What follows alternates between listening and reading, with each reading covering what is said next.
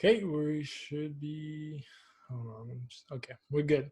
All right, everybody, welcome back again to QuattroQuattroDos. Once again, I am your boy Cristian, as always, and today I have a special guest that I've been wanting to talk to for a while. Just because lately I've been kind of interested in this whole second division of soccer here in the United States, and who else than to bring actually a person that's very, very embedded into this whole league than to bring Edson over here. So how you doing, brother? How you doing, Cristian? How you doing, everybody from the QuattroQuattroDos audience? I hope everybody's having a great week so far. Hey, it's almost 4th of July weekend, so let's take advantage of it and let's be safe. Ready to celebrate in a safe way, huh? So basically, I wanted to have you on because I've been, now that I've been kind of getting into soccer again, I grew up playing soccer, but now that I'm trying to, put a little bit more content about different leagues, I was like, why not focus in our leagues here in the United States? And, come to find out that, there's a lot of different leagues and a lot of different teams. And obviously you have the MLS, which is like the one that, most people know of, most people watch because it's the professional one, right? I mean, all the other ones are professional as well. First division, right? You could say. Yeah, exactly. That's what I meant. The first division. But then you also have like the USL Championship that has 35 teams. That's a lot of teams. Yes. And then, you can go down the ranks with the, with the USL League One, with the League Two, and then the regional leagues and stuff like that. Mm-hmm. But before we get into all that, I wanted to talk about you a little bit because we were just talking about how you're from the Valley. And to be honest with you, I grew up here in Houston. I'm Argentinian, but I grew up here in Houston. Mm-hmm. And I didn't know the Valley was that far away.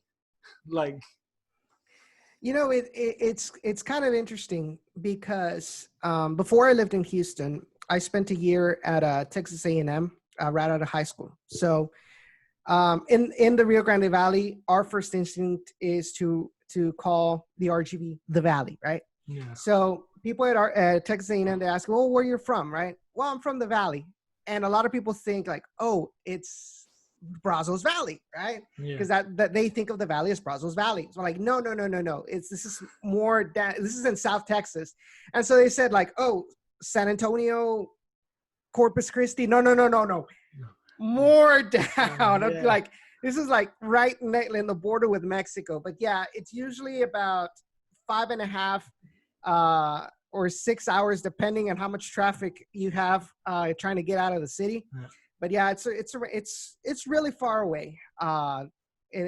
Distance travel to get from Houston to. And the Valley consists of like different cities, right? Or am I wrong? Yes, it's actually comprised of 4 different counties. So you've got Starr County, Hidalgo County, Willacy County, and Cameron County. So you're talking about like from Roma, Texas, obviously Rio Grande City, McAllen, Texas, Harlingen, Brownsville, and of course South Padre Island. So all of these cities constitute the Rio Grande Valley. Cool. Yeah, because I was telling you, I was like, because I know you cover, RGVFC, and you cover the Dynamo and the Dash, and I was like, how does this guy do it? Because, I would see you post pictures at the games over there, and I was like, and pictures here, at BBVA, and I was like, does this guy really drive, back and forth? I was like, kudos to you, man, because you have a lot of miles in your car, probably, huh? Oh, believe me, it's a lot of miles. So, speaking of that, I had purchased a vehicle 2 years ago, in October of 2017, and it already has about 68,000 miles in those 2 years. Jesus Christ, yeah. Yeah, so it's a lot of mileage, but like I told you before we went on air, it's kind of like 2 birds with 1 stone kind of thing, because almost all of my family still lives in McAllen. So it's one of those trips where I go and cover the team because I have it planned. So when I go visit my family, when the team plays, so that's how I kind of schedule it. Other than that, I'm usually here in Houston at a BBVA Stadium, covering the Dynamo or the Dash. And I wanted to ask you about because you are involved in now what, 3 different shows like that you do? Yeah, so I'm the producer for the Peel. They were actually, and I'll go ahead and get more in depth about the whole history of how it all started. Go for it. But right now I'm the producer of the Peel, so I handle their Justin and Josh's feeds on Skype, and then getting that video feed into the show and transmitting that into YouTube. So that's what I do for the Peel. Obviously, I am the co-host of Down in the Valley, where I do the shows, and also I collaborate with Mente Futbolera in Spanish. So I write occasionally. I write some articles. Right now, I'm starting a new project with them in a small little segments, little mini podcasts in Spanish to cover the Dynamo, the Dash, and RGV. So.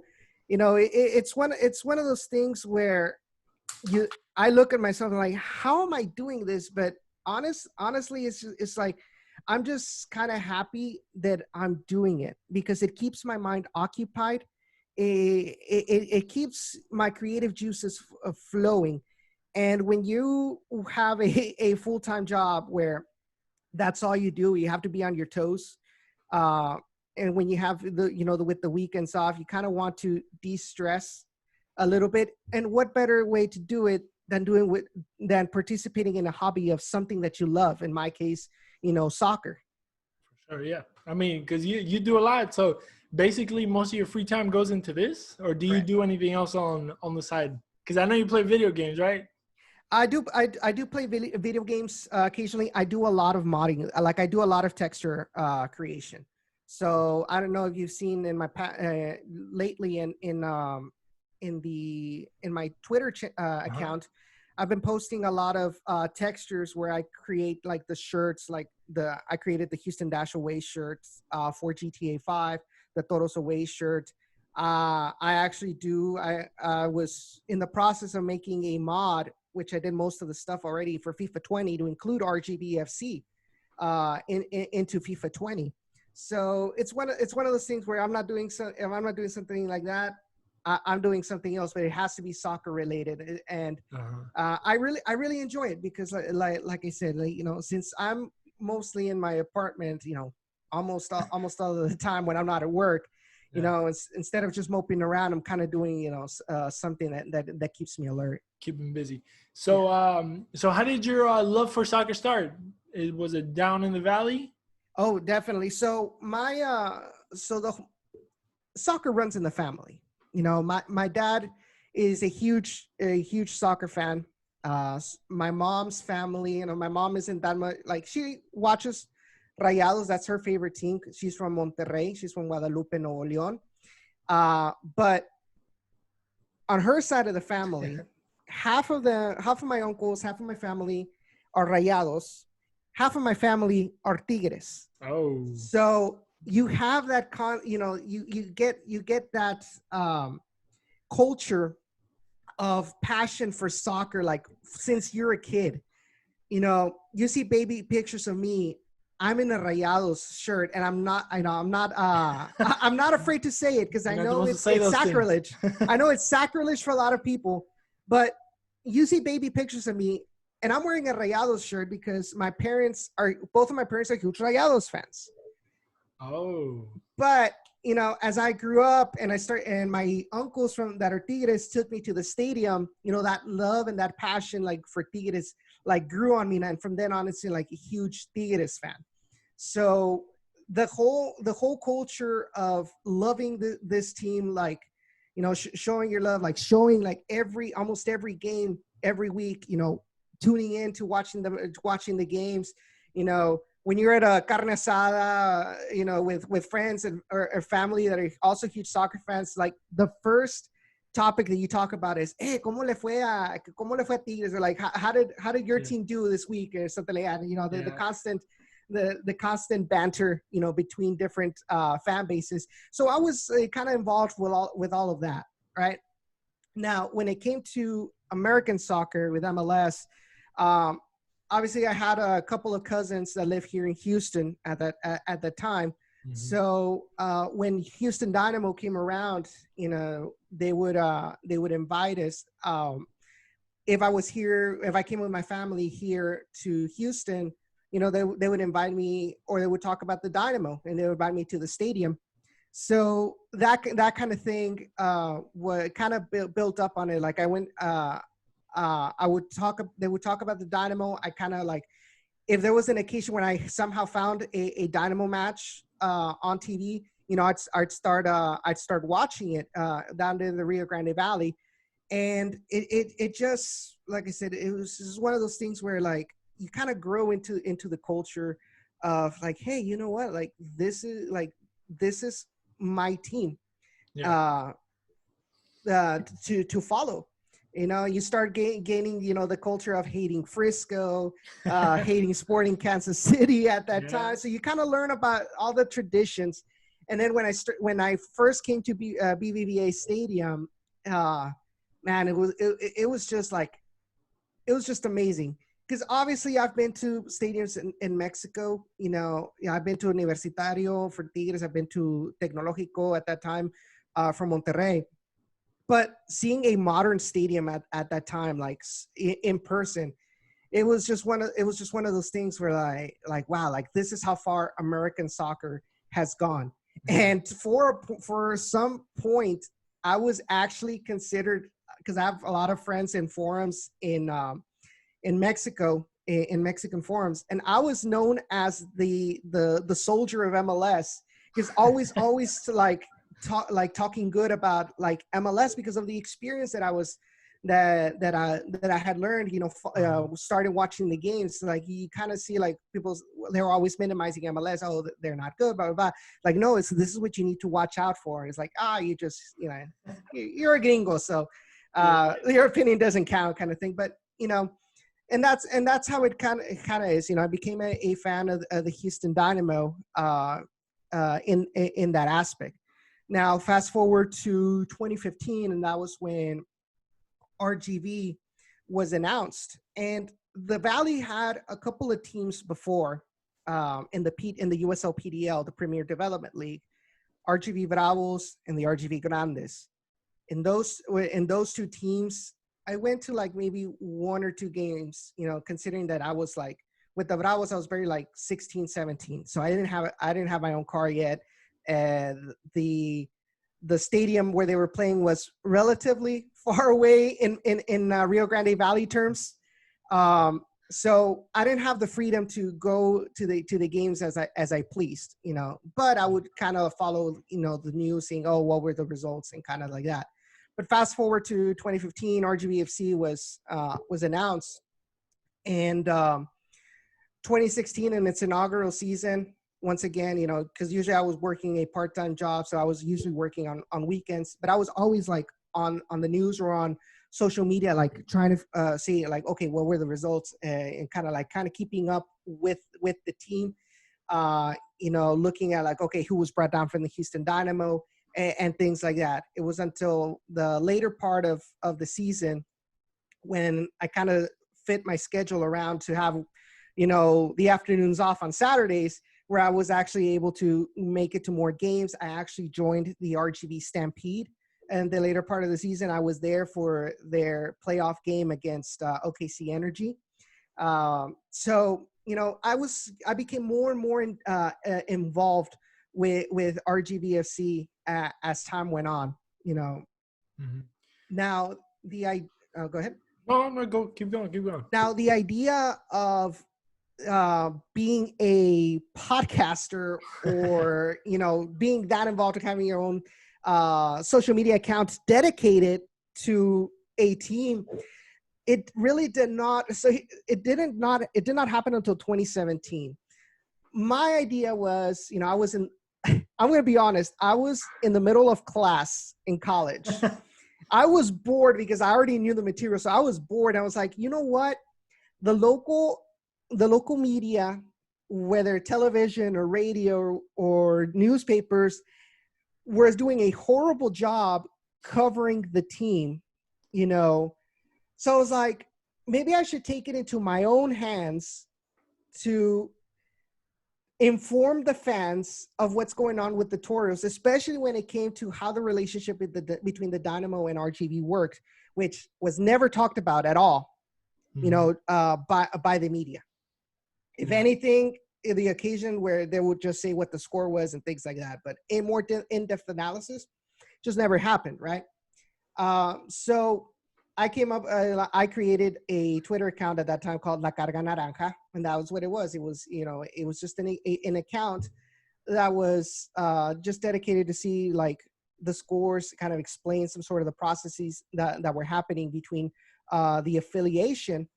And it was not until 2017 or later in July to be exact, because that was when I moved to Houston. In fact, if I go back a couple of weeks, when I had my first interview with the company I'm working with now, at that time, around that time, that's where I found the Peel, and the show that where I found them it was a show that they did.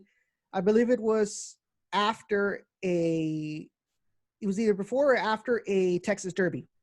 So they actually I was actually listening while I was working. I was listening to their show, and on there I noticed that they had their shows were on location at Eighth Wonder Brewery at that time. So when I was going to Houston that day, the office obviously was closed. My interview was not until the day after, but I got there in the afternoon right before their show was going to start. So I was like, you know what? I have nothing to do. I don't, my aunt isn't expecting me until a little bit later. You know what? I'm going to go ahead and stop by and check out the show. Yeah. So that's how I met Justin and Josh. Once I was hired and actually moved to Houston, that's when they came up, or like after a show, they came up to me and they're like, hey, I know you are a huge fan of RGV. I'm pretty sure you know a hell of a lot more of the Toros than we do. And at that time they had a 15-minute segment with Carson Merck. It was called Down in the Valley. And they asked me if I could take over that segment, for them with Carson.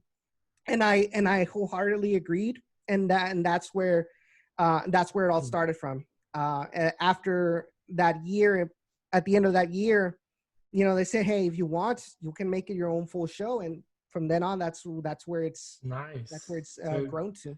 That's interesting. I didn't know you like branched out of them. That's cool. That's really cool.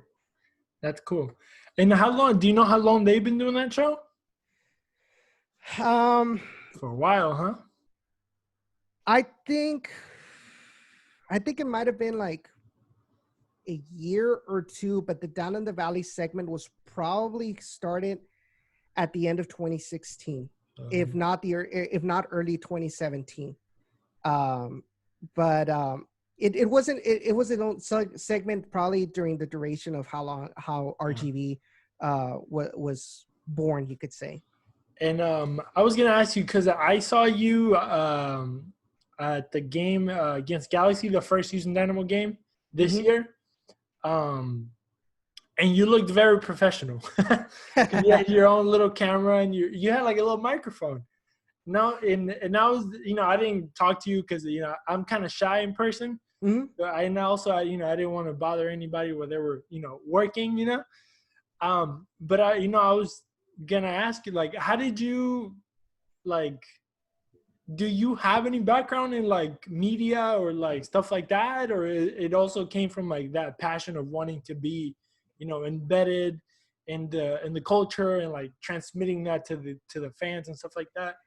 No, actually, my degree is in computer information systems. So it has nothing to do with media, has nothing to do with journalism or anything like that. More, I think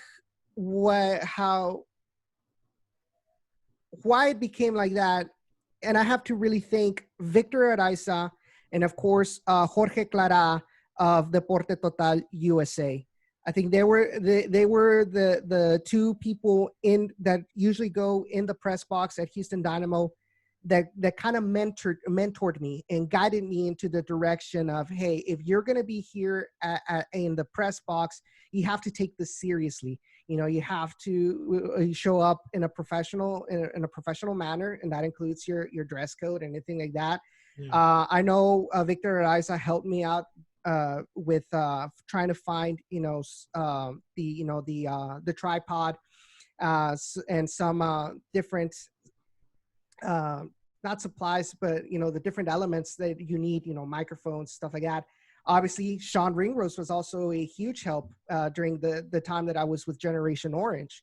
He was a huge help in kind of guiding me into being able to have a bigger connection with people outside of my bubble, when it comes and gaining contacts within the organization with other journalists from outside, your local coverage as well. So there's many different people that I've met along the ways that kind of guided me and Down in the Valley to be where it is now.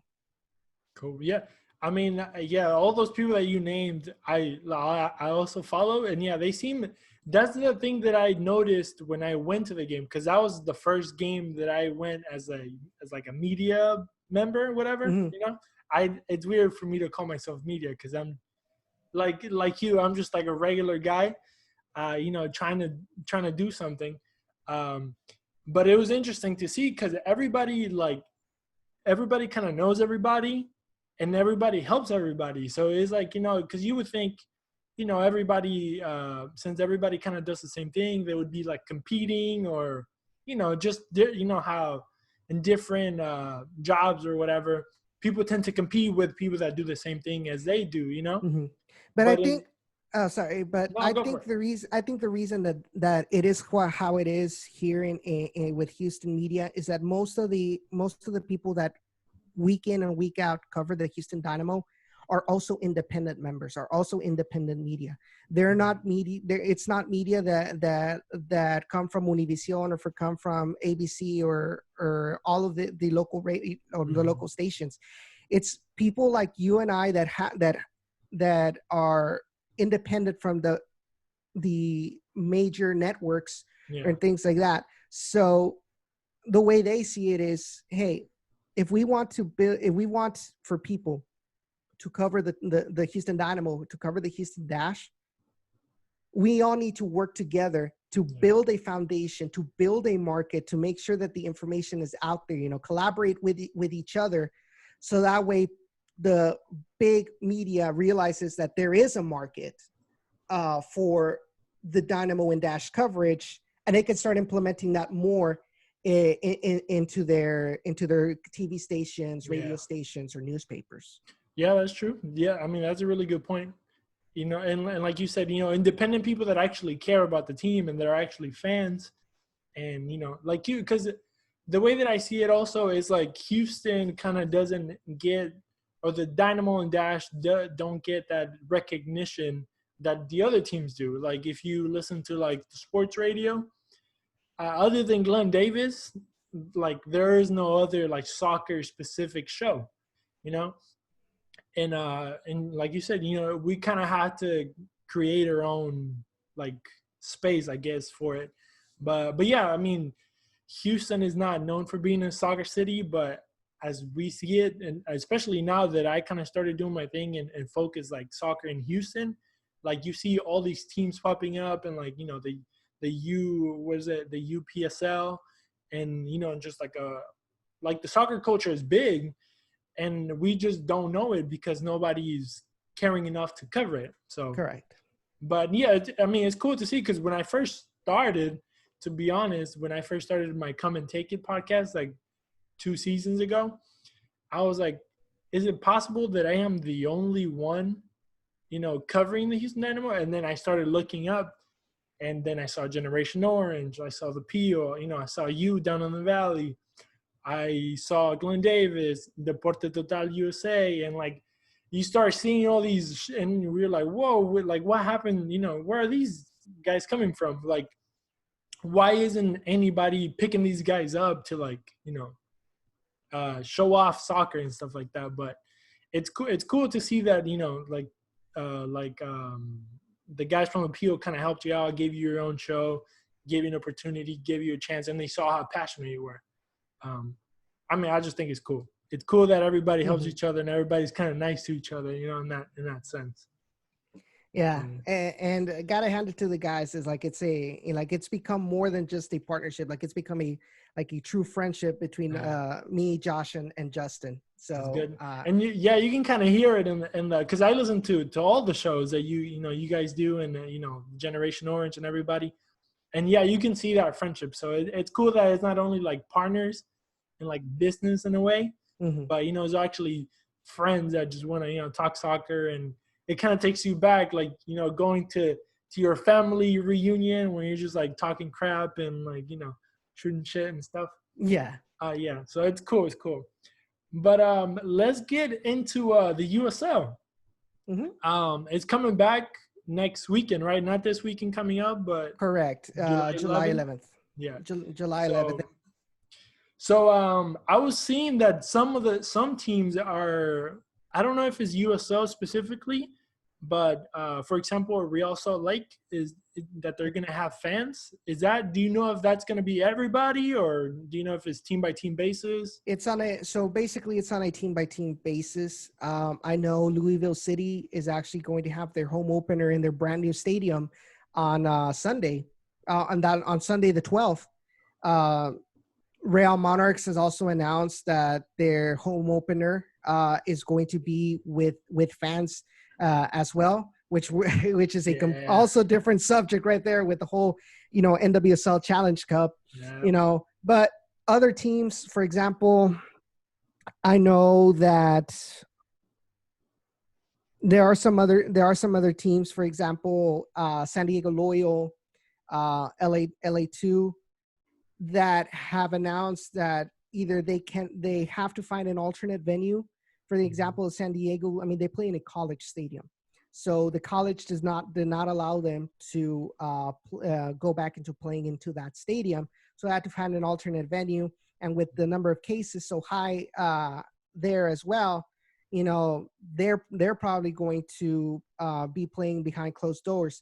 Now, in the case of RGVFC, I mean, we have not heard an official word from Golden Grape Entertainment yet, but the way things are going, and I talked about it in last week's episode, the way that the cases in the Rio Grande Valley are exponentially getting greater every day, and with state ordinances, coming in with mass gatherings of 100 people, more than 100 people, not being allowed. Apparently that has nothing to do with outside gatherings like in sports stadiums or anything like that. But Hidalgo County has also issued a curfew, where I believe for adults it's 11 p.m. to 5 a.m. where you can't be, if you're not an essential worker, you can't be out there, at night. So these kind of things, although they have not made an official announcement, which hopefully they can release something soon, hopefully by this weekend or something. But that'll more than probably mean that HEB Park will not be open to the public for the 2020 season for the Toros. And going back to, I had a new question. Going back into the whole like covering RGV, how close are you with RGV, like the organization in general? Because they seem to treat you really good in a way, or is it my perception? That's a really good story. There's a really good story about it, because so my relationship with the Toros went from like super bad to like super good. Really? Yeah. So basically what happened was when La Carga Naranja was still a thing, it was my last semester in college at UTRGV, and a source of mine, he leaks to me the information on what the jersey was going to look like for the 2017 season. Hold on. That's so funny to me, the whole like sources and leaks. Like it's so, because in my mind, when everybody talks about, like, for example, the Athletic, putting all these sources, like, they get all these leaks and stuff. It makes I can picture like you like sitting at home or whatever, and like getting a phone call from like a private number. and there's like a guy in a payphone is like, hey, bro, I got news. Like, to me, it's just funny. But yeah, continue. See, you say that, and that's basically how it is. Most of the times they go to you. You don't go to them. They go to you. That's funny. Right? So so he leaks to me, you know, he doesn't show me a picture or anything. He just says, okay, it's going to look like this. It's going to have like black stripes. In fact, I have that jersey like right here. If you can see that jersey. Okay. Yeah. So he tells me everything about it. He's like, oh, it's going to look like this. The sponsor's going to be Lone Star National Bank. It's a yada, yada, yada. So what I do is, you know, at that time I was already doing FIFA stuff, right? You know, textures. Yeah. So based on the description that he gave me, based on what the template, Nike template was, you know, I made a mock-up of it and I posted a close-up, and it was just a close-up to like this part, right? So where the crest is. Yeah. And I posted that on the La Carga Naranja Twitter.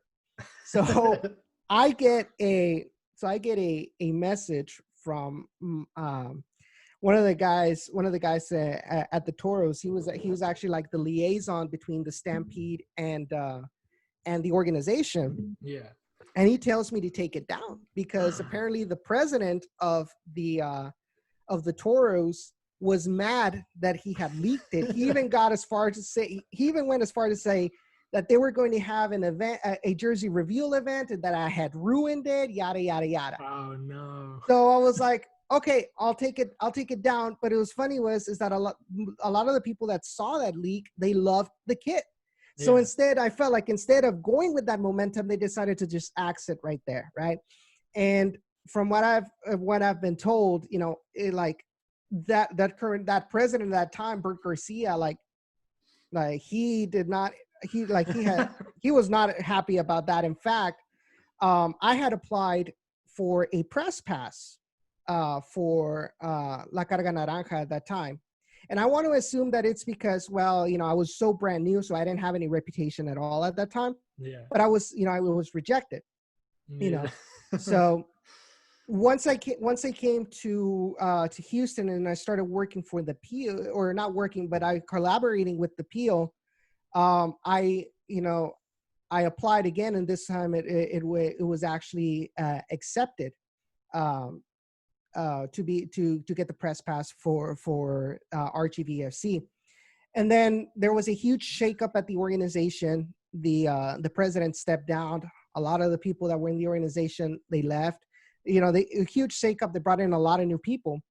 And you know, so I started, you know, getting involved, started communicating with the new media director, Amirani Ramirez, with a lot of people within the front office, you know, could just kind of get myself out there, you know, so that people know that I'm covering the team. Like, I'm not trying to like destroy the team or anything. Like, I'm trying to build the team and help them, you know, grow their coverage with the fans in the Rio Grande Valley, and all of that. You know, from then on, it's been a good relationship with the front office, a good relationship with the players, a good relationship with coaches. However, like I always tell them, you know, don't expect for me to be a yes man to the organization. If there's something that needs to be criticized about the organization, I'm going to criticize it. And you guys take it whatever way you want. If I ruffle some feathers, then so be it. But I'm going to say what needs to be said, kind of thing. And they understand. So, yeah. I mean, you're just doing your job as a fan, not only as a reporter, right? But as a fan. And sometimes fans don't like it, as we know as Houston Dynamo fans, right? And, you know, it's one of the things that I did learn, you know, from Victor Araiza is you might have some differing opinions and you're going to voice it. You're always welcome to voice your opinion that you don't like something. Yeah. But one of those things is a lot of the times, especially with the way the Dynamo work, who tend to be not transparent at all. And let's be honest, they're not transparent, right?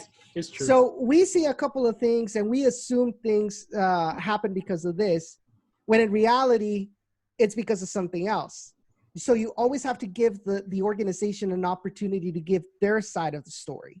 kind of thing, and kind of be ambiguous and as non-biased as possible. Sure, you have your personal opinions that you're going to voice, but as someone in the media who has the I guess the responsibility to inform the people, you got to make sure you got to have as much of both sides of the story as possible, and then let your audience reach their own decision based on both sides. True. Yeah. Give the facts, let them decide. Correct. Yes, that's good. Okay, let's go back into USL. Sure. So obviously with the whole Corona stuff, obviously the season was stopped, and now it's coming back, and they decided to do things differently, right? They divided basically all 35 teams into different groups. It's gonna be like a, I don't know, like more like a MLB type thing, right? In a way, not really, but. So basically, all right. So basically, they divided all 35 teams within both conferences into 8 groups. So 4 groups for the Eastern Conference, 4 groups for the Western Conference, between 4 or 5 teams within each group. And basically, they're going to be playing 16 matches, or actually no, correct, actually wrong. 16 matches in total, including any matches that they have previously played before. So, for example, RGV, they played their first match against LA Galaxies 2. So that match counts towards those 16 matches. So technically, the Toros need 15 matches left, right? So they're playing out of those 16 total matches, they're playing 12 matches with teams within their group. So, for example, they're going to be playing against San Antonio, against El Paso, or not El Paso, sorry, San Antonio, Austin, FC Tulsa, and Oklahoma City Energy. Yeah. And the rest of those games, those 16 games, those 4, will be against teams that are outside of their group. So the LA Galaxy 2 is going to count for that 4. The first match that they're going to be playing against El Paso is going to be the other one, and is going to be the second one. And I believe the third one is against New Mexico. And I know there's one more, but I haven't really looked in depth at the schedule since it's come up. But those 3 are going to be outside of the group matches. And that's the way it's going to work. The first 2 teams from each group qualify into the playoffs. So that means you're playing San Antonio 4 times, right? Correct. Yeah. Correct. So is that actually 3 times? 3 times. Okay. 3 times, because we were playing 3 times against San Antonio, 3 times against Austin, 3 times against FC Tulsa, and 3 times against Oklahoma City. Yeah, makes sense. Math 3, 6, 9. Yeah. Okay. Yeah. So is San Antonio considered your derby?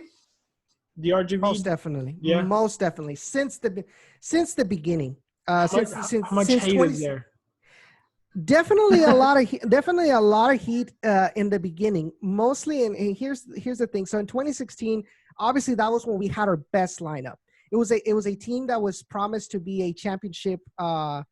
When they created the Toros, Wilmer Cabrera and Bert Garcia, they said that this was going to be a team to fight for championships. And in 2016, you're talking about, players from abroad, like Charlie Ward, Kevin Garcia brought in from Europe as well. XMLS players, USL veterans, and of course Dynamo Academy. So it was all around, a really rounded team. Good mix. They made it to the second place in the Western Conference, lost in the first round against Oklahoma City Energy in the most tragic way possible. But going back, in that 2016 season, the last game of the season was RGV versus San Antonio FC. San Antonio FC needed to win to make it to the playoffs, and we beat them. I think it was like 3-1 or something like that. So we axed them from the playoffs, and from then on, it's just because at that time we were the only 2 Texas teams. It was it was obvious that that was going to be the major rivalry, right? Yeah. So it's always been this huge back and forth, with bragging rights. San Antonio beat us in our inaugural game not the inaugural game, but the inaugural USL game at HEB Park. So they have that to brag, like we beat you in your first game at the stadium. We've got them out of Copa Tejas last season. We killed their chances of winning Copa Tejas. I believe twice their results have led to them being out of playoffs. So it's this whole this is how the rivalry kind of grew between San Antonio and the Rio Grande Valley. And cultural wise, there's always been a rivalry between the city of San Antonio and the Rio Grande Valley as a region, whether it comes to breakfast tacos, to the culture in general, to things to do in the city. There's always been a big rivalry between those two cities. However, the rivalry in the San Antonio aspect kind of died down, mostly because the inclusion of Austin Bold and how close Austin Bold is to San Antonio compared to the Rio Grande Valley. A lot of San Antonio fans, and let's not forget, and this is a personal opinion of mine, the fact that we are their fathers, o sea, somos su padre. So they've, a lot of the San Antonio fans have kind of wanted to send to Austin being their main rival per se. So Austin is like the stepchild in a way. Yeah, and then we all regard El Paso as not from Texas, but rather from New Mexico. Yeah, like Frisco is South Oklahoma, exactly. El Paso is East New Mexico. Exactly. That's hilarious. That's funny. And how do you see the team going into this whole like tournament thing, or campeonato going in? How's the team? How do you see it, going in? How do you think they're gonna do? My biggest concern is roster depth. We had a lot of our roster, or the fillings of our roster, are fringe MLS players. Ronaldo Peña, Michael Salazar, Michael Nelson, et cetera, Eric McHugh, obviously Marcelo Palomino. So they are all going to be they're all going to be at the MLS SPAC tournament with the Houston Dynamo. They just recently signed Kyle Adams during the offseason. They signed Nico Lemoyne during this break. And those two players are more than likely going to be with the Dynamo in Orlando.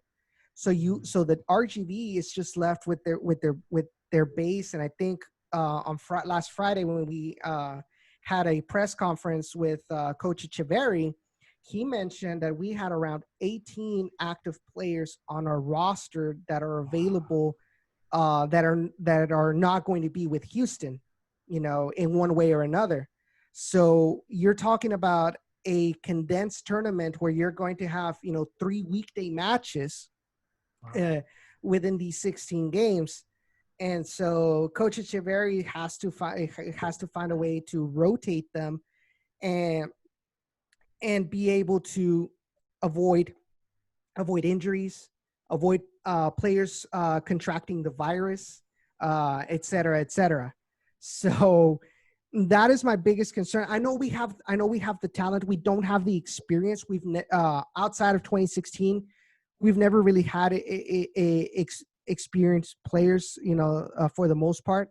So we're going to go up against a team like Austin Bold, full of experienced players, not only in the USL, but abroad. You're talking about a team that has Xavi Baez, a team that has and I think an Argentinian as well, a couple of Brazilians. So it's people that know their way around soccer, that know how to get into the minds of young kids. Yeah. So sure, our kids our players are full of energy and stuff like that. But it's the experience that sometimes that kind of gets you that way. Obviously, I trust my players, but you look honestly, like being fair and unbiased. You look at our performances the past couple of years. You're talking about 12th place, 13th place. So there is something that's missing with the roster to make that jump from being a fringe team to not say mediocre and it comes to results, to actually being a playoff contender. And that's how it is. Yeah. And that's how it's going to be this season. However, the good thing is it's a condensed schedule within teams within your actual state, pretty much. So you pretty much know what you've got. I was talking yesterday on my mini podcast for Down in the Valley that San Antonio, we've got their number for the most part. if we don't win, you know, we kind of tie them in a matter that kind of gets them ticked off. You know, like last season where we were playing against it. We were 2-0 down, and we had 10 men because Fuenmayor was doing Fuenmayor things. And we tied them 2-2 at their stadium. OKC Energy as well. It's kind of yeah, you get to know them, and especially since you play them so many times, you kind of get, yeah, I see what you're saying. What was I gonna tell you? Damn, it slipped my mind. I had a tip of my tongue. Sorry. Crap. Okay, it's okay. Oh yeah, okay, I remembered. So what do you, in your opinion, what do you think it's like, what is missing there for them to be like you said, not a mediocre team, but like, you know, an average team to make it to like a championship level competing at the end? What do you think they're missing? And do you think, also a follow-up question, do you think that has a lot to do with like the state of the Houston Dynamo as a parent organization in a way? And also seeing how the Houston Dynamo struggles in that sense too? I think you hit the nail right in the head. The way this relationship works is obviously Lone Star Entertainment, Golden Grape Entertainment, they own and they manage the business side of things of RGVFC. Houston Dynamo runs the technical side. So they're the ones that get the players. They're the ones that hire coaches. They're the ones that pay the players and coaches' salaries, et cetera, et cetera. So the way that the Dynamo have handled the Toros from 2017 till now, let's get a bunch of young guys from the Dynamo Academy. Let's get a bunch of young guys out of college. And if these players don't make it to the Dynamo first team in 2 to 3 years, they're out. So it doesn't matter that they were the best players for this team. Obviously, I'm talking about Todd Warden, our best midfielder. He was our best midfielder, I believe, since the beginning, since 2016. But because he didn't get an MLS contract after his third year, he was kicked out. He was not renewed.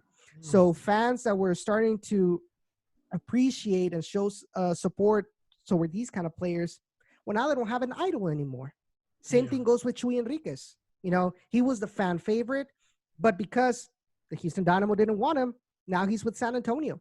And, you know, so those kind of things. So no long-term continuity, I think, is one of the issues that I have with the Houston Dynamo, especially with the way Matt Jordan runs things. And at the time, Wilmer Cabrera.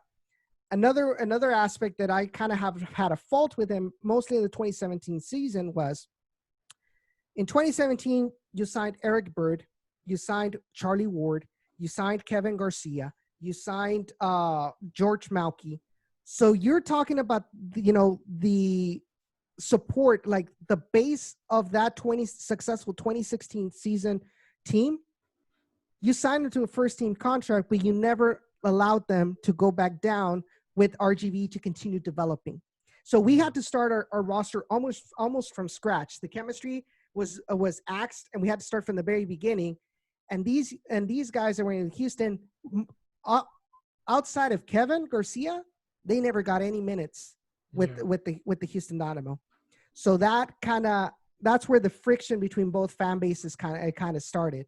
And it's one of those things that I've been very vocal about, that the Dynamo needs to be a lot smarter in how they handle these intra league loans between RGVFC and the Houston Dynamo, and how they sign the players. Because the issue I also have is, a player goes on a really good run, like Michael Salazar last season, scoring a lot of goals for the team.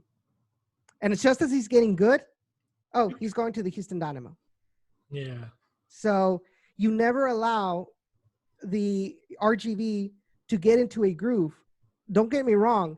Had Michael Salazar continued to be with RGVFC last season, I feel like we could have gone into the playoffs because Michael was scoring, and then also Carlos Small was scoring as well. Malik Foster was being very active. You know, obviously with Chuy Enriquez as well. We had a really good attack. You know, and we could have made it to the playoffs had we continued with that momentum.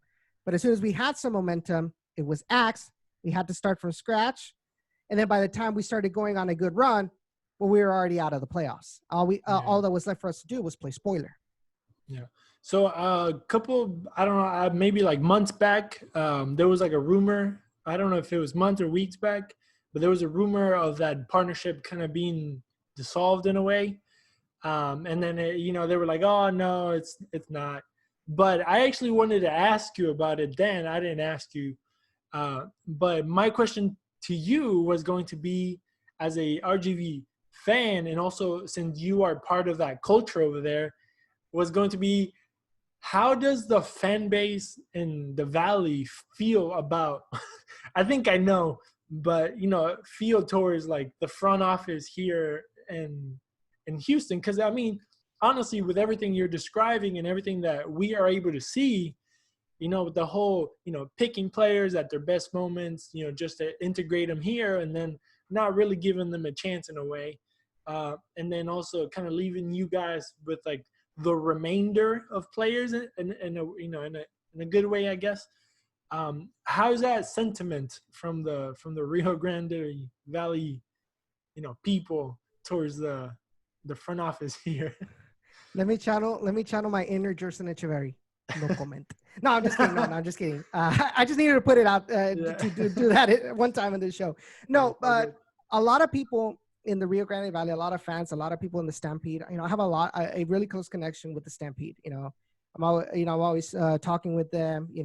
I'm getting their feedback about the team, and almost all of the members of the Stampede were very much in favor of independence from the Houston Dynamo. In fact, the end of, I think it happened in 2017.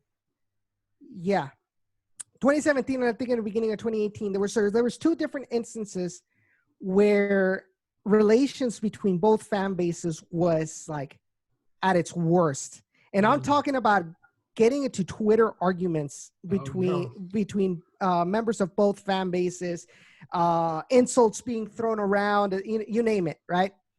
And I'm here stuck in the middle of it as a Dynamo and an RGV fan. I was like, what do I do? What do I say? Because it's like I understand the Dynamo side, I understand RGV side, but my inner 956 mind is like, I want to side with the RGV fans because that's what I felt is better for our team, right?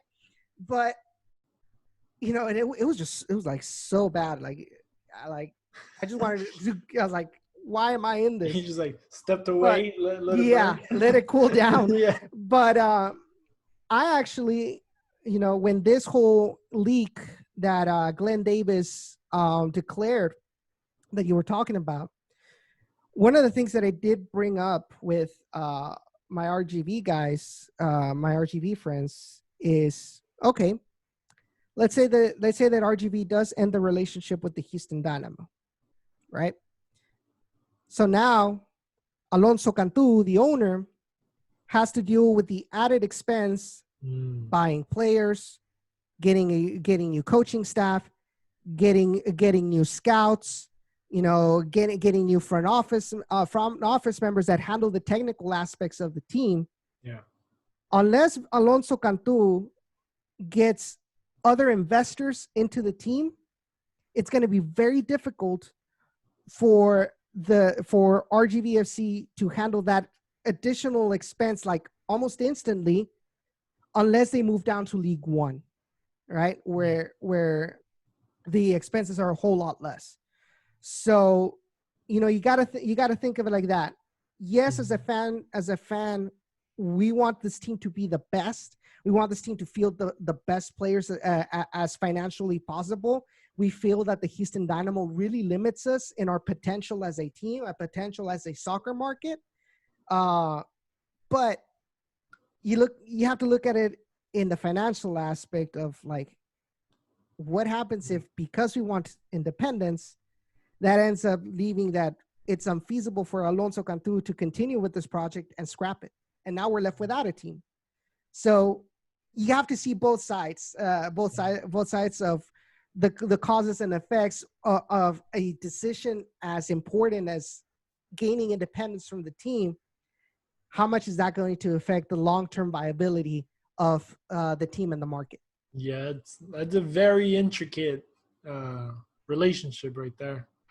It kind of sucks because in a way, I mean, me personally, I would love if it was possible to see just the RGV to like flourish as its own team, you know, just so you don't have to like, you know, in a way depend on the Dynamo so much, and you know, because you literally are just like a funnel of like a trial team in a way to see if they can get, you know, better players, you know, good players out of there. You know, it's like, you know, you're not good enough to come to the MLS yet, but here, let me put you here, flourish there, build yourself up, and whenever you're good, we'll just pluck you right out.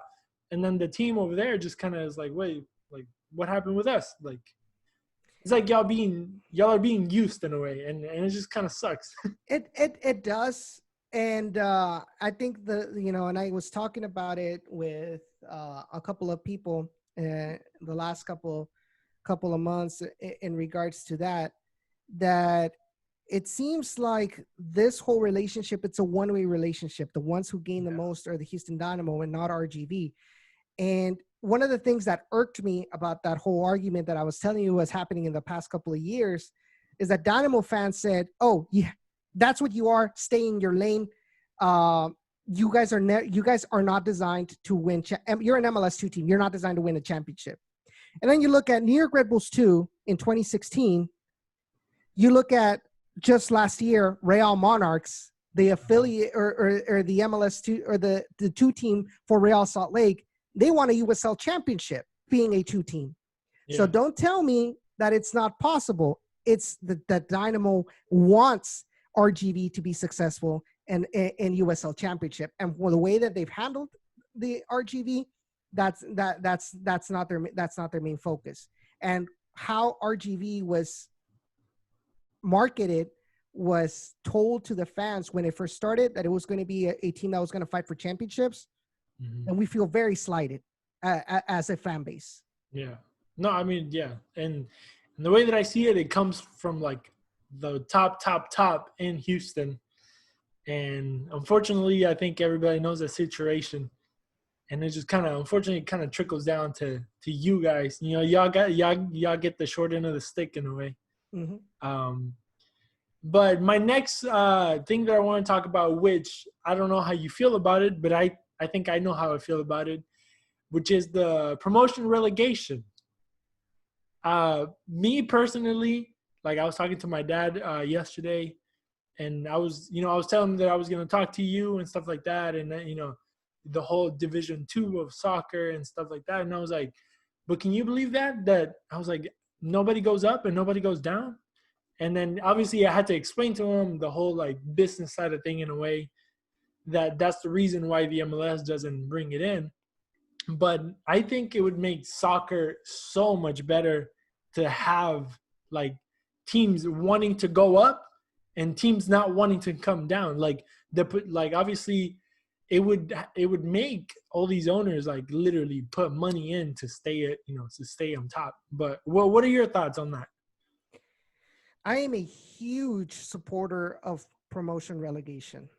Like I said, being in the culture of the Mexican League, who for a long time had promotion relegation, being a fan of a team that dealt with relegation and then right away coming back up, you know, by winning in the Ascenso both half seasons, and seeing, you know, how the team evolved from relegation to where they're at now.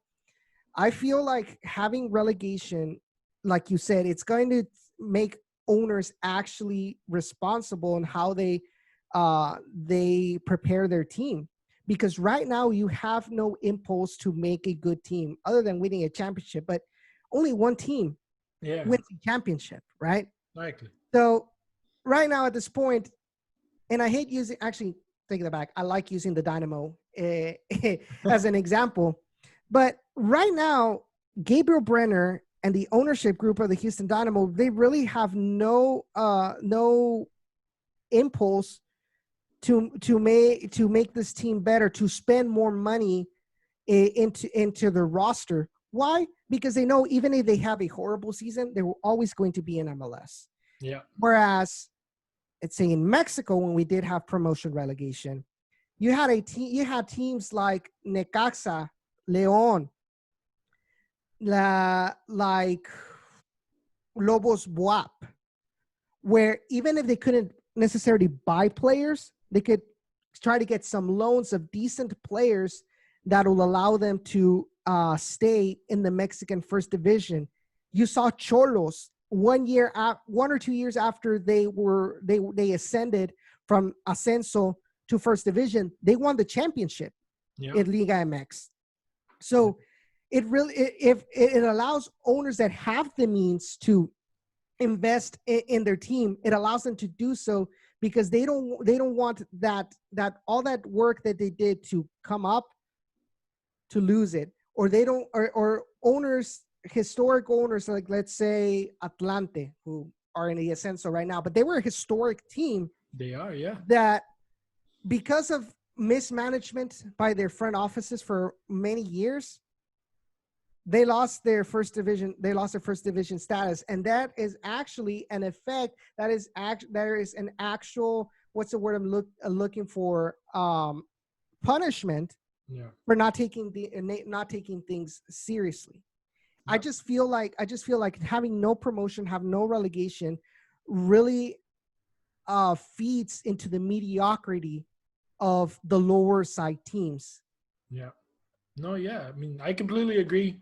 I mean, also me following, like, you know, the Argentinian league, and you see, like, also, like, not only the way that the front office or like teams would like manage their team, like their players and teams, but also like the players themselves, like knowing that you have the possibility of, like, for example, saying RGV has the chance to like come up to the MLS, to the first division, and you're gonna have guys that want it. Like, it is not only gonna make like the MLS a better league, but also the USL Championship a better league, USL One, League One a better league, and it's gonna trickle down because everybody's gonna have that desire to like go up. Like I was watching Leeds, that Amazon documentary on Leeds. Like they went and they got Bielsa. Like, you're talking about a manager that managed Argentina in a World Cup,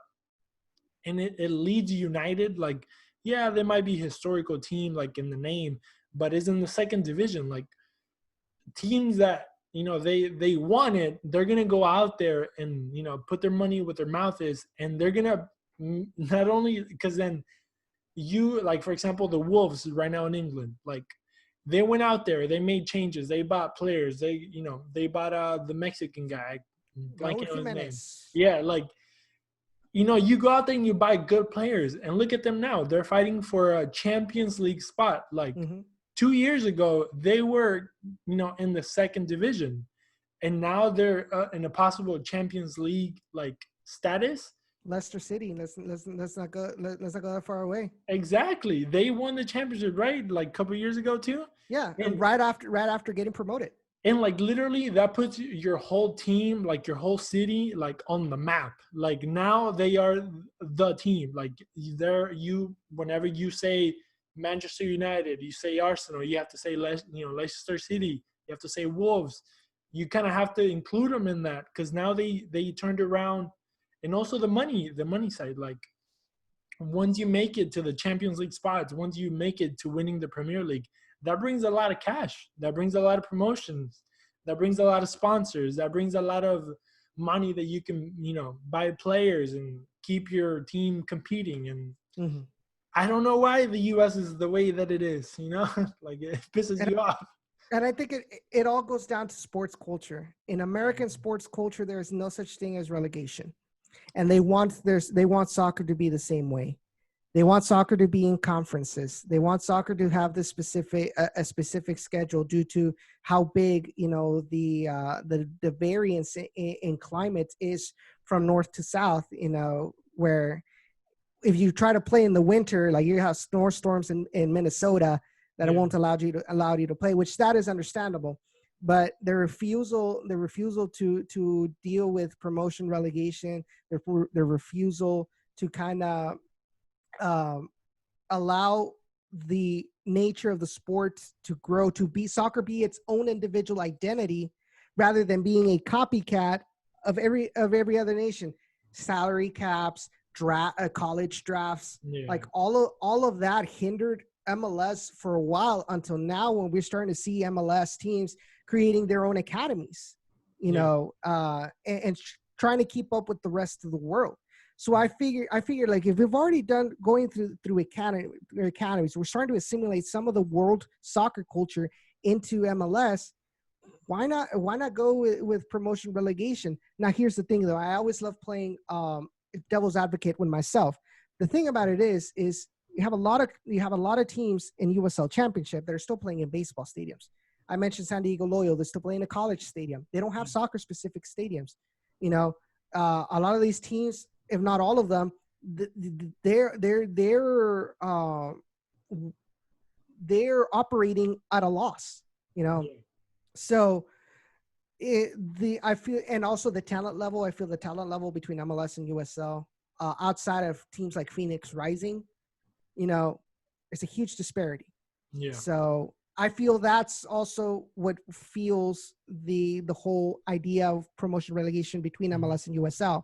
However, I feel like if we want to try Pro Rel, and I know Jake Edwards, who is the president of the USL, he is open to the idea of doing promotion relegation within USL. So from Championship to League One. Should.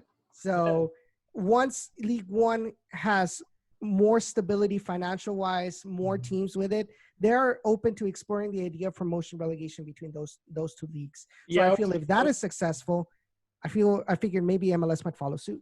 And also, like, this might sound bad in a way, but I think if you just like let it happen, and like the teams that can't do it, well, sorry in a type of way. I know it sounds kind of bad because obviously you don't want to see any teams kind of die off.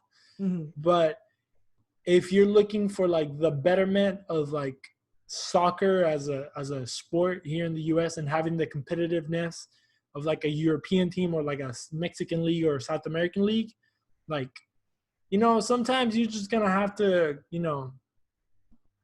cut them off in a way, and not cut them off, but like, bring them down a step till they get to that level. And then, because obviously it's not going to happen overnight, Mm-hmm. But I think it's going to have to start at one point, Do you think there's a chance or possibility that it could ever happen, in your honest opinion? I honestly think that they do.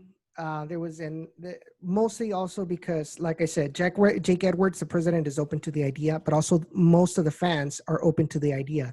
Yeah. Jeff Reuter of The Athletic actually did a fan poll, I think like 2 or 3 weeks ago.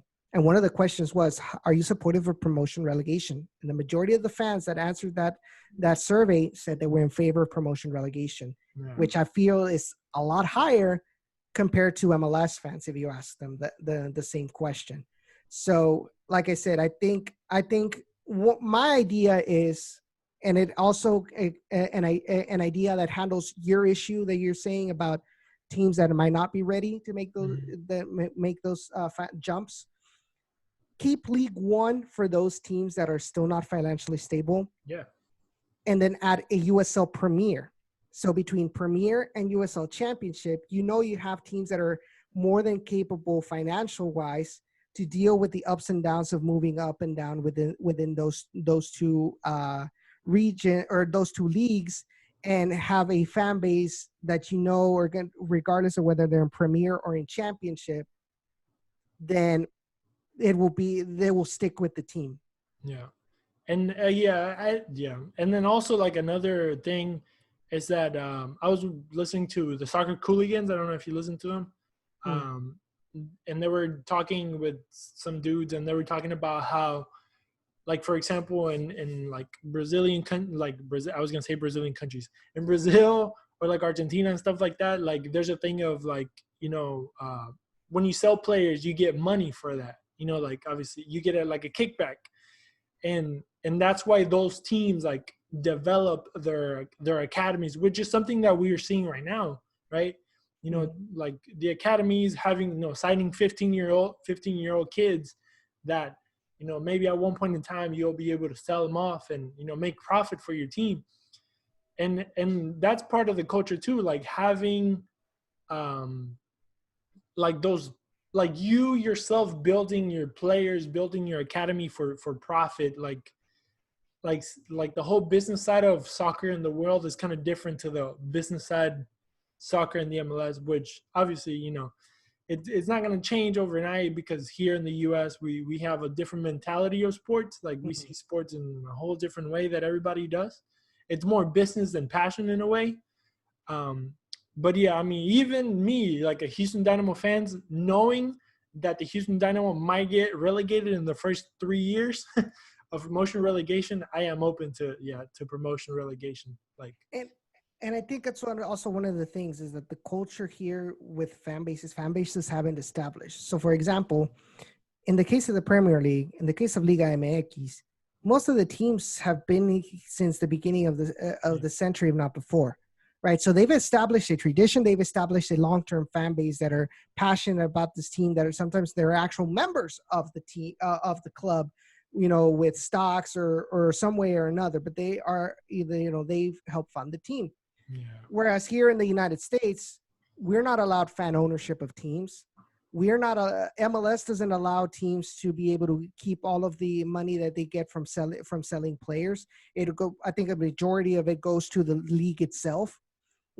So I feel like the MLS, while I understand the whole point of making these regulations like GAM, TAM, and all that stuff, was to maintain sort of financial stability in the beginning of MLS, since we've seen, other leagues like NASL trying to going with a free market approach and failing because teams got too big for, spent too much than what they were making, so that the league folded. But now it's come to a point, we're at what, 32 teams, if I'm not mistaken, in MLS. About, we are big enough to allow the bigger teams, the more heavy checkbook teams like Atlanta United, like Seattle, like Portland, stop coddling them and allow them to grow, and that'll allow them to be more competitive in CONCACAF Champions League. Maybe even beating a Tigres and America Rayados in CONCACAF Champions League and making it to the Club World Cup. Allow that. I feel like we're past the coddling phase of MLS. We should allow them to grow, milk them self-sustainable. If that means that some teams, like you say, are gonna have to go to another league or because they're not financially capable of doing that, that so be it. But at least now we know that our league is going to be consistent of financially stable and financially strong markets and clubs, franchises, let me be correct, in the first division. Yeah. No, yeah. I mean, it's a whole like conversation for 4 hours, like this whole like the American culture and like man, like because you end up like end up talking about business and like capitalism and like this and that. It's just so much, like so much. So we'll leave it there. We'll probably let's have another talk someday. Sure. With with more people. Let's talk more crap about the league that we love. But let's go back to the USL. Do you have any not expectations, but any what are these called? When you like what you think is gonna happen? How do you think the groups are gonna pan out? Who do you think is gonna make it into the playoff bracket? Are you willing to give any predictions? I think at this time, the only prediction that I'm well aware, well founded, and that I'm comfortable enough to make has got to be with the group that RGV is in. Yeah. Mostly because I know these teams a little bit better than, let's say, for example, I mean, we know that Phoenix Rising is probably going to make it in their group. We know that out in the West, the MLS2 teams are going to be horrible. So you're going to see like teams like Reno, teams like Real Monarchs, teams like maybe Sacramento Republic will probably come up on top of those groups. And the MLS2 teams like LA Galaxy 2, Timbers 2, Tacoma Defiance, they're probably going to be having horrible results, right? So, but at least with the group with RGV, I'm going to say that Austin Bold is going to come out first, and I have a feeling, my gut feeling says that RGV is going to come in second. All right. Like I think second and third are going to be coming down to the wire between RGV and San Antonio, and that's just going to add more fuel to the fire to the rivalry. Right. Just in case you didn't have enough. Here's some more. Right. That's cool. And a bunch of these games are actually going to be on ESPN, right? Or ESPN2 and ESPN Plus.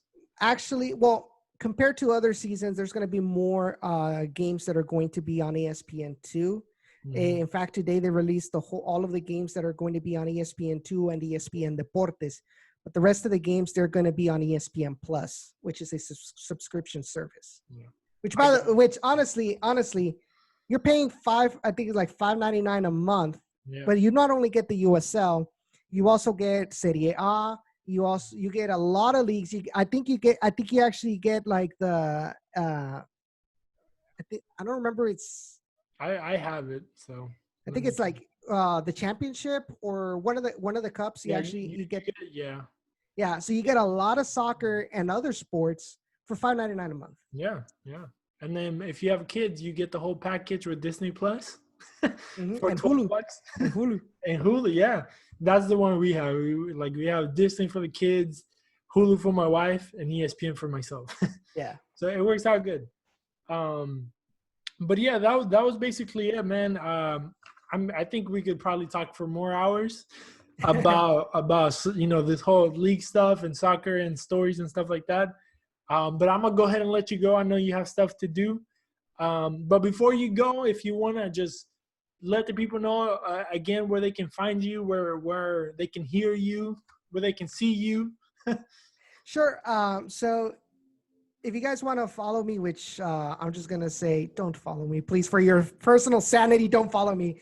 I always say that every time. But guys, if you want to follow, if you'll follow me, I'm on Twitter at eochoa_8. Instagram, it's eochoa_DITV8. If you guys want to hear more about my podcast with Down in the Valley, we usually go live every Wednesday on YouTube, and which is youtube.com/Down in the Valley. And then we also have the podcast on Stitcher, Google Podcasts, Apple Podcasts, TuneIn Radio, Spotify, and SoundCloud.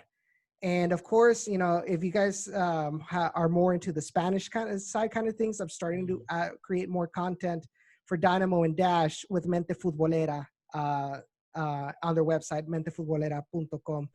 But other than that, it's just me talking about soccer and talking about modding video games, and a little bit of other more serious stuff. But that's up to you to decide if you guys enjoy that or not.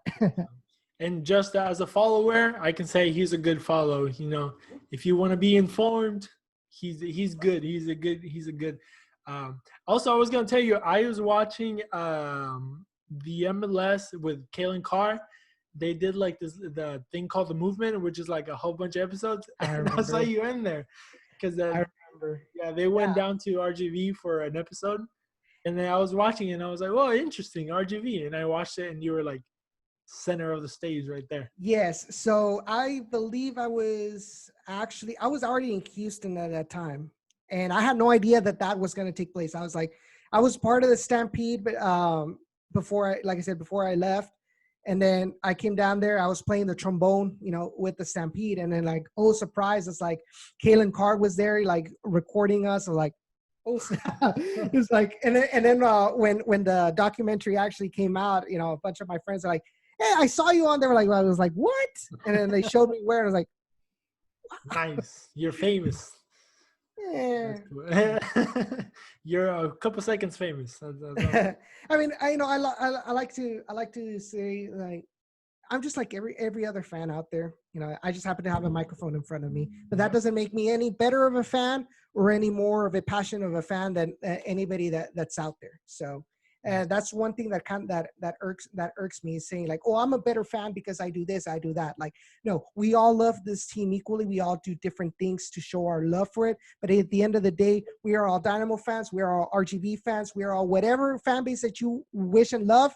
We're all that. Nobody is better than the other. We all support in our ways that is financially possible, or even possibility when it comes to scheduling. But we all love this team in one way or another. Cool. And also, just to finish off, because if not, we'll be here forever. 2 questions. How do you think the Dash is going to do, and how do you think the Dynamo is going to do? Dash. Hold on. If Jane Campbell keeps putting those walls in the middle of the goal and standing behind them, she's not going to do any good. I will say this, man. I am glad I was not the only one to mention that, because I felt like I was going and I felt like I was crazy. Like, did nobody else see this? Right? Like, this is bad. Like, this is like, everybody's like talking about like, oh, like, well, we did good. And like, no, we were 3-1, but we lost it. Like, why can't everybody focus on the negatives instead of just focusing on the positives? The team is not going to get better if we just keep focusing on the positives. But going back to your question, I feel like the Dash are going to make some improvements. Obviously, because it's an 18 tournament now, because Orlando Pride is out, they're all going to make it to the playoffs in quarterfinals. I think if anything, they might make semifinals, but that's where it's going to end. All right. And for the Dynamo, I said, if this MLS is back tournament continues, if they do squeak by to the next round, it's going to be because they made the better of the third places, not because they made top 2. Yeah, it's a tough group, huh? Yeah. Tough. All right, brother. Well, let me just go ahead and shout myself out real quick. If you guys are listening, QuattroQuattroDos, QuattroQuattroDos, like the formation. And so that's on Instagram. I'm thinking about starting a Twitter for it. It's just so much stuff. But I can barely handle my own accounts. And then my accounts are, they're under Cris Putaleaz, CrisPutallaz. And yes, my name has the word puta in it. But it's okay. No bueno. Córtale, mi chavo, córtale. But it's like I always tell people, it's European. It's not. I didn't make it up. but yeah. So that's where you can find everything. Hopefully, we'll have this one on YouTube. This interview with Edson, and also it's going on the podcast as well. But yeah, thank you, brother. Thank you for taking some time. Hopefully, we can do this again soon. Because obviously this has been fun. It's almost like an hour and a half, but it's been cool. I like talking soccer with like-minded people. So we can do this again sometime. And I definitely appreciate for you inviting me onto the podcast. And like I said before, like, we are all here to help each other out, because at the end of the day, we're all covering the Houston Dynamo. When we all have our different styles in coverage, but we all covering the same team. And if we want, like I said, if we want the coverage for this team to be better, the more than better. For sure. Next year, we're all buying a radio station and we're just putting our shows on it. That sounds like a good idea. And I just need to win the lottery. Right. That's what I'm saying. We just got to make some more money, and then we're off. We'll have Gabriel Brenner buy us something. That's gonna be difficult. Que compre refuerzos. I know. If you're not gonna buy them on the field, buy them on the press box. Right. But it is what it is. But yeah, thank you, man. Thank you for your time, and be safe in your travels as you make it down to the valley. Definitely, and every one of your audience, have a safe 4th of July weekend, because we hope to see everybody out of BVVA Campus Stadium, or actually BVA Stadium, once all of this passes. Hopefully it will be done soon, but everybody has to do their part. For sure. Everybody stay home, wear your mask, don't be stupid, and just have fun in a fun, safe way. See you guys. Thank you for everything. See you guys next time.